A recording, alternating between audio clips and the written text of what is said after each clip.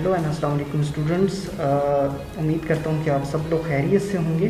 Students, the topic which we are going to deal is the psychology of war. ठीक है, psychology of war and its causes means के wars की जो नफ्सियात है उसको जानने की कोशिश करेंगे और वॉर्स के जो कॉजेज़ हैं, आखिर वॉर जो है वो क्यों होती है, किन वजूहात के बिना पर जो जंग है वो लड़ी जाती है और ऐसा क्यों दरपेश होता है कि एक सिचुएशन इस किस्म की बन जाती है कि हम जो है वो वॉर्स की तरफ चले जाते हैं। इस लेक्चर में आपको वॉर्स के बारे में पता चलेगा और नेचर ऑफ वॉर को स्टडी करेंगे और इसके साथ हम डिफरेंट कॉजेज़ ऑफ वॉर को भी स्टडी करेंगे और फिर टाइप्स ऑफ वॉर्स को भी हमने स्टडी करना है कि वॉर्स की डिफरेंट इकसाम जो कि वक्त के साथ साथ जो हैं वो डेवलप हुई हैं।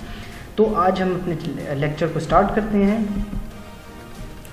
देखिए, सिंपल तौर पे अगर इसको जानने की कोशिश की जाए कि फिनोमेना ऑफ वॉर है क्या बेसिकली, तो हमारे पास एक डेफिनेशन आ जाती है, a conflict among political groups involving hostilities of considerable duration and magnitude.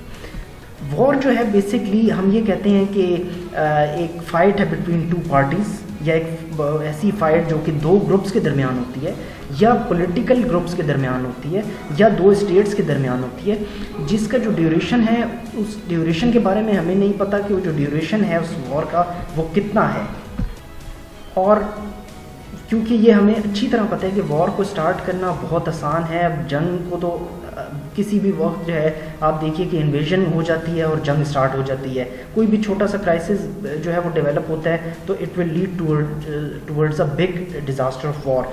लेकिन हम ये देख लीजिए कि अब इसके ड्यूरेशन हमें नहीं पता कि जंग जो है फिर इसका ड्यूरेशन कितना होगा, ठीक है, और इसका जो मैग्नीट्यूड है वो कितना बड़ा होगा, मींस कि उसमें डिस्ट्रक्शन कितनी होगी, इसमें जो है कौन कौन से वेपन्स यूज़ किए जाएंगे। तो ये तमाम चीज़ें जो हैं वो बेसिकली आपको जो है ये वॉर्स के कंपोनेंट्स हैं, ठीक है, कि इसमें कौन कौन से वेपन्स यूज़ किए जाएंगे, कितनी बड़े पैमाने पर जो है उन वेपन्स की जो है उसके ज़रिए तबाही हो सकती है, ठीक है। तो द थिंग इज़ दैट कि वॉर जो है एक ऐसा फिनोमिना है, एक ऐसा कॉन्सेप्ट है जो कि बिटवीन टू पॉलिटिकल ग्रुप्स के दरमियान हो सकता है, स्टेट्स के दरमियान होता है, वॉर का कॉन्सेप्ट मिलता है हमें, और जो है डिफरेंट जो है वो ग्रुप्स के दरमियान होता है, जिसका हमें ड्यूरेशन के बारे में कुछ पता नहीं कि वॉर जो है कितने, अगर एक वॉर स्टार्ट हो जाती है वो 10 ईयर्स रहती है, वो 2 साल रहती है या वो कुछ मंथ्स रहती है, या ऑन दी अदर साइड हम कहते हैं कि ये जो है आप देख लीजिए कि आपके पास first world war and second world war का कॉन्सेप्ट आता है। तो हमने देखा कि कितने सालों तक जो है वो वॉर रही, जिसमें जो है लाखों लोगों ने अपनी जान जो है वो गंवा दी थी। ऑन दी अदर साइड हमें इस बार का भी अंदाज़ा नहीं होता कि जो मैग्नीट्यूड है उसका, ठीक है, ये वॉर कितने बड़े पैमाने पर फैलेगी, स्प्रेड करेगी। क्या ऐसा तो नहीं है कि एक वॉर जो है वो फॉर एग्जांपल गॉड फॉरबिड, खुदा न खास्ता, अगर साउथ एशिया में शुरू होती है तो साउथ एशिया से वो वॉर स्प्रेड होकर जो है सेंट्रल एशिया, फिर जो है मिडल ईस्ट, फिर यूरोप, मींस कि आप ये देख लीजिए कि जब बड़ी वॉर होती है तो फिर सारे जो स्टेट्स हैं उसमें इन्वॉल्वमेंट आती है स्टेट्स की। तो इस हवाले से इसका मैग्नीट्यूड का अंदाज़ा इतनी आसानी से नहीं लगाया जा सकता। फिर इसी हवाले से अब बात की जाए वेपन्स की, तो वॉर्स में बहुत सारे वेपन्स यूज़ हो रहे हैं। मॉडर्न इक्विपमेंट जो है इसमें आप देख लीजिए कि न्यूक्लियर एज से हम लोग इस वक्त गुजर रहे हैं। तो न्यूक्लियर एज जो है सबसे डिस्ट्रक्टिव नेचर वेपन जो है वो इस वक्त न्यूक्लियर एज ही में आपको मिलते हैं, ठीक है। तो द थिंग इज़ दैट कि हमें इसका मैग्नीट्यूड का अंदाज़ा भी नहीं होता। ये उस वक्त हमें पता चलता है कि जब एक वॉर स्टार्ट हो जाती है, जब वो वॉर जो है कैरी ऑन होती है, जब वॉर का एंड होता है, उसके बाद हम जो है इन तमाम चीज़ों पे एनालाइज कर सकते हैं। Then war is the show of force and the ultimate expression of power, ठीक है। डेफिनेटली वॉर जो है is just about the force, your ability, your capabilities, your strength. ये सारी मिलिट्री पॉइंट ऑफ व्यू से बात हो रही है कि आपकी मिलिट्री जो है वो कितनी स्ट्रेंथफुल है, कितनी स्ट्रेंथन है, कितनी बैलेंस्ड है, कितनी आपके पास फोर्स है और उस फोर्स को किस तरीके से आप डिप्लॉय कर रहे हो, ठीक है, और दुनिया किस तरह एक्नॉलेज करती है, दुनिया किस हद तक मानती है आपकी फोर्स को। ऑन दी अदर साइड हम ये कहते हैं कि ये एक अल्टीमेट एक्सप्रेशन ऑफ पावर है। बिल्कुल ऐसा ही है कि जितनी पावरफुल आपकी फोर्स होगी उतने ही आप एक्सप्रेस करने की भी सलाहियत रखते हैं, ठीक है, जितनी मॉडर्न इक्विपमेंट से आपकी फोर्स जो है वो इक्विप्ड होगी, ठीक है, आपकी फोर्स वो लेस होगी, उसी तरीके से आप जो है उसका एक्सप्रेशन कर सकते हैं under the shade of power, ठीक है। ऑन दी अदर साइड हम इस बात को भी एक्नॉलेज करते हैं कि वॉर जो है बेसिकली इसका मकसद क्या है, इसका गोल क्या होता है, ठीक है। तो हम कहते हैं कि it is the progressive mean of attaining goals. Means के वॉर में जब आप होते हो, जंगी हालात में आप होते हो, तो वॉर को कहा जाता है, जो वॉर की डेफिनेशन है कि ये एक ऐसा सोर्स है आपके पास, एक ऐसी अपॉर्चुनिटी होती है कि जिसमें आप जो है फोर्स के नाम पर जो है आप बाय फोर्स अपने जो गोल्स हैं वो अचीव करते हो, क्योंकि आपको एक टारगेट दे दिया जाता है, आपने उस टारगेट को अचीव करना है and nothing else, right. Means कि आप जो है आपने जो है जब आप फॉर एग्जांपल आर्मी में जाते हो तो आप अपने जो है वो जो ऑफिशियल हैं, जो बड़े कमांडर्स होते हैं, आप उनको ओबे करते हो, सिंपली आपने उनका ऑर्डर जो है वो ओबे करना है, राइट। तो मीन्स कि आपने, अगर वो ये कहते हैं कि आपने you have to capture the post, तो आपने पोस्ट तो आपने कैप्चर करनी है, लेकिन उसके लिए आप जो है जितने भी सोर्स यूज़ कर सकते हो आप करोगे, क्योंकि आपको ऑर्डर मिल चुका है। तो इसमें पॉइंट ऑफ नो रिटर्न है, ठीक है, टोटली, कि आप पीछे तो नहीं देख सकते, इट्स एन ऑर्डर। तो means what is war? War is the progressive mean of attaining goals, ठीक है। ये एक ऐसा पैटर्न है जिसमें आप फोर्स को यूज़ करते हुए, अपनी कैपेबिलिटीज़ को यूज़ करते हुए, अपने स्ट्रेंथ को यूज़ करते हुए अपने जो नेशनल ऑब्जेक्टिव्स हैं या अपने वॉर ऑब्जेक्टिव्स हैं उसको आप गेन करते हो। आपके पास एक स्कॉलर है जिसका नाम है क्लॉजविट, अ वेरी फेमस स्कॉलर। तो वो वॉर को किस तरह डिफाइन कर रहा है? वो कहता है war is the instrument of policy, the conduct of war is policy itself which takes up the sword instead of pen. Clausewitz कहता है कि वॉर जो है एक ऐसा फिनोमेना है कि इसको हम कहते हैं इंस्ट्रूमेंट ऑफ पॉलिसी, ठीक है। मीन्स के ज़ाहिरी बात है कि आपकी जो फॉरेन पॉलिसीज़ होती हैं, अब वॉर जो है, जब भी कोई मुल्क वॉर डिक्लेयर करेगा तो सबसे पहले वो अपनी फॉरेन पॉलिसी के ऊपर नज़रसानी करते हैं। आपकी फॉरेन पॉलिसी क्या इस बात का इजाज़त दे रही है कि आप लोग वॉर पर चले जाओ? अगर तो आप ये समझते हो कि आपका लीगल राइट है, तब देन फिर तो आप वॉर डिक्लेयर कर सकते हो। अगर आप समझते हैं कि आपकी इकोनॉमी जो है वो इजाज़त दे रही है, फिर तो आप वॉर डिक्लेयर कर सकते हो। अगर आप समझते हैं कि आपके जो मुल्की हालात है वो बैलेंस्ड हैं, ठीक है, फिर आप वॉर पे जा सकते हैं। लेकिन उससे पहले आप कोशिश करते हैं कि आप निगोसिएशंस करें, बायलैटरल निगोसिएशंस करें, इंटरेक्शंस हों, ताकि वॉर पर जाने की ज़रूरत ना पड़े। लेकिन हम ये देखा कि जब आप वॉर पे जाते हो तो सबसे पहले उसके लिए पॉलिसी डिक्लेरेंस ज़रूरी है। आपकी जो पार्लियामेंट है या आपकी जो मेन अथॉरिटी है ऑफ द गवर्नमेंट, वो इस बात को एक्नॉलेज करती है बाय पासिंग एन पॉलिसी कि अब हमें वॉर की ज़रूरत है, क्योंकि हमारे लीगल राइट्स की वायलेशन हो रही है, तो हमें अब अपने लीगल राइट्स गेन करने के लिए वॉर पर जाना होगा। तो इसीलिए कहा गया कि war is the instrument of policy. ये एक इंस्ट्रूमेंट है आपकी पॉलिसी का, जिसमें आप सोर्ड पिक करते हो इंस्टेड ऑफ पेन। फिर वहाँ पर जो है वो आपको पेन काम नहीं आता, बल्कि आपकी जो सोर्ड है आप उसके ज़रिए जो है वॉर फाइट करते हो। मीन्स ये आपको एक एग्जाम्पल दी गई है, ठीक है।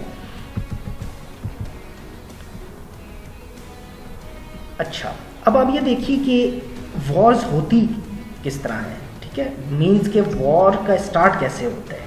तो हमने ये देखा कि एक छोटा सा कोई कॉन्फ्लिक्ट होगा, छोटी कॉन्फ्लिक्टिंग इश्यूज होते हैं, और ये जो इश्यूज हैं, ये इश्यूज जो हैं, यही इश्यूज लेटर ऑन कन्वर्ट करते हैं अपने आप को लिमिटेड वॉरफेयर में, और यही लिमिटेड वॉरफेयर जो है वो ह्यूज वॉर, एक बड़ी जंग अजीम में बदल जाती है। फॉर एग्जाम्पल, जिस तरह मैंने आपको बताया था कि आप यूरोप को देख लो फर्स्ट वर्ल्ड वॉर से पहले, तो Europe was passing through a very nice time. Inventions हो रही थी, इन्वेस्टमेंट भी आ रही थी, people were enjoying their rights and duties, privileges enjoy कर रहे थे। तो एक बड़ा पुरसकून, एक बड़ा काम इन्वायरमेंट था यूरोप में। लेकिन हमने देखा with the passage of time, अब टेक्नोलॉजी जब आई, मॉडर्न टेक्नोलॉजी, क्योंकि उस वक्त तो 1914 से पहले टेक्नोलॉजी इतनी मॉडर्न नहीं थी, लेकिन उस वक्त के लिहाज से वो टेक्नोलॉजी भी बहुत बड़ी टेक्नोलॉजी हुआ करती थी, ठीक है। तो अगर कोई मार्केट में कोई इक्विपमेंट आता था तो बहुत बड़ा इक्विपमेंट समझा जाता था उस वक्त के दौर में। तो जब एक स्टेट ने आर्म्स बनाना शुरू कर दिए तो जो दूसरी स्टेट थी उसने उसको कॉपी करना शुरू कर दिया। जर्मनी ने कॉपी करना शुरू कर दिया फ्रांस को, क्योंकि फ्रांस जो था वो अपनी नेवल पावर, नेवल सुप्रीमेसी पे काम कर रहा था। नेवल कहते हैं नेवी, जो आपकी नेवी फोर्स है, जो आपकी नेवल फोर्स होती है, ठीक है, जैसे हम बर्री अफवाज कहते हैं। तो वो शिप्स बना रहा था, सबमरीन्स बना रहा था। तो जर्मनी ने कहा कि अगर फ्रांस बना सकते हैं तो हम क्यों नहीं बना सकते, ठीक है। तो अब इसमें एक आर्म रेस शुरू होगी दोनों में, ठीक है, दोनों कंट्रीज़ में आर्म रेस शुरू होगी। उस वक्त आपको मैं ये भी बता दूं कि कॉलोनाइजेशन का एरा था, तो कॉलोनाइजेशन का अब सर्बिया और ऑस्ट्रिया और हंगरी, ये दो आपके पास छोटे छोटे इलाके हैं। और इस तरह हुआ कि जो ऑस्ट्रियन जो है, ऑस्ट्रिया का एक किंग था जिसका नाम था फ्रेंडिनेंड। फ्रेंडिनेंड जो था वो सर्बिया जो है वो गया, और सर्बिया में वहाँ पर जो है उसको he was killed along with his family, along with his wife, and they died at the spot. अब वो तो वहाँ पे मारे गए, ठीक है, जो किंग था, जो ऑस्ट्रियन किंग था, जो कि सर्बिया में मारा गया। अब जैसे ही मारा गया तो इसके साथ ही जो है ऑस्ट्रिया, हंगरी और सर्बिया जो है इन स्टेट्स के दरमियान जो है वो कॉन्फ्लिक्ट शुरू हो गया, ठीक है। अब डिमांड की गई कि ये जो किंग को मारा गया है, ऑस्ट्रेलियन किंग जो था, तो इसमें जो है अब हमें इंसाफ दिया जाए, अदरवाइज इसके बड़े डिजास्टर्स नताइज निकलेंगे। लेकिन हमने देखा कि टाइम दिया गया, लेकिन उस टाइम फ्रेम में ये पूरा नहीं हुआ। इसी मिड में जो है हमने देखा कि डिफरेंट ग्रुपिंग स्टार्ट हुई। जर्मनी, इटली जो है, और इसके साथ जो है वो लेटर ऑन जो है वो टर्की ने भी कोशिश की थी कि इसको ज्वाइन करे। इवन जो है वो आपके पास जापान जो है, जापान ने भी ज्वाइन किया था। तो इन तीनों का ये ग्रुप बन गया था, जर्मनी, इटली और जापान, ये तीनों एक ग्रुप में थे। और क्योंकि ये जो है ये एरियाज को रूल भी कर रहे थे, अपनी अपनी स्टेट्स को भी रूल कर रहे थे, तो ये एक ग्रुपिंग होगी। ऑन द अदर साइड हमारे पास जो था वो जो है फ्रांस और जो है रशिया, इसके साथ जो है आपके पास ग्रेट ब्रिटेन, ये दूसरे कैंप्स में थे। तो मीन्स के ये दो ग्रुपिंग्स बन गई थी। तो ये एक छोटा सा इशू जो है वहाँ पर डेवलप हुआ, और उसके बाद हमने देखा कि एक लिमिटेड वॉर शुरू होगी। ऑस्ट्रिया, हंगरी और सर्बिया, ये इनकी वॉर जो है, यहाँ से ये कॉन्सेप्ट हमें लिमिटेड वॉर का मिलता है। ये हम आगे इंशाल्लाह स्लाइड्स में कवर करेंगे। तो एक लिमिटेड वॉर शुरू हो गई, और लिमिटेड वॉर ने दावत दी वर्ल्ड वॉर फर्स्ट को, ठीक है। तो फिर सारी स्टेट जो है उसमें जो है वो एंटर होगी। तो कहने का मकसद ये है कि जंग जो है वो कैसे शुरू होती है। जंग एक छोटे से इशू से शुरू होगी, जिसमें जो है वो लिमिटेड वॉरफेयर पे बात जाएगी, और उसके बाद जो है वो बड़ी जंग बन जाती है। मींस पाकिस्तान और इंडिया की एग्जांपल आप ले लीजिए। तो 1948 में ये मैं बता दूं कि पाकिस्तान और इंडिया के दरमियान एक वाटर क्राइसिस पर जो है लिमिटेड वॉरफेयर हुई थी, ठीक है, छोटी सी जंग थी। उसके बाद हमने देखा कि इन दोनों के दरमियान क्राइसिस बढ़ता गया, क्योंकि इंडिया ने पाकिस्तान को एक्सेप्ट नहीं किया, ठीक है। तो 1965 में जो है हमने देखा कि फाइनली एक बड़ी वॉर जो है उसको जो है एक चांस मिला, अपॉर्चुनिटी मिली, और वो बड़ी वॉर जो है वो फिर that have been occurred right between Pakistan and India. तो कहने का मकसद ये है कि जब भी आपसे पूछा जाए कि ये जंग का कॉन्सेप्ट किस तरह स्टार्ट हो रहा है, मतलब जंग स्टार्ट कैसे होती है, तो हम ये कह सकते हैं कि जंगें जो हैं वो नॉर्मली छोटे से कॉन्फ्लिक्ट से, क्राइसिस से स्टार्ट होती हैं। After all, it convert itself into a limited warfare concept, and after limited warfare concept, it finally gives the shape of a huge warfare. ठीक है। तो students, it's enough for today. इससे related अगर आपके पास कोई questions हों, कोई curies हों, so you may ask the questions, and for questions you should go to my official channel on YouTube. m.abdullah education official पर आप जाकर वहाँ पर आप कमेंट्स कर सकते हैं, कमेंट सेक्शन है आपके पास। इसके अलावा यूट्यूब पर भी आप मुझसे जो है वो क्वेश्चंस कर सकते हैं, और इसके अलावा जो है आप मुझसे व्हाट्सएप के थ्रू भी कनेक्ट हो सकते हैं, वहाँ पर भी आप मुझसे क्वेश्चंस पूछ सकते हैं। तो kindly do subscribe my channel, do like my video and share it with your friends. And inshallah in the next lecture when we meet, so we are going to talk about the different concepts of warfare, different ideas हम पढ़ेंगे warfare से related. तो इन तमाम चीज़ों को जानने के लिए काइंडली मेरा चैनल सब्सक्राइब कर लें और बेल आइकन पर प्रेस करना ना भूलिएगा, ताकि आपको लेटेस्ट वीडियोस जो हैं वो अपलोड वहाँ पर जो हो चुकी हैं वो आप तक पहुँच सकें। काइंडली बेल आइकन पे जब प्रेस कीजिएगा तो उस पर ऑल का ऑप्शन दबा दीजिएगा। Thank you very much and have a nice time.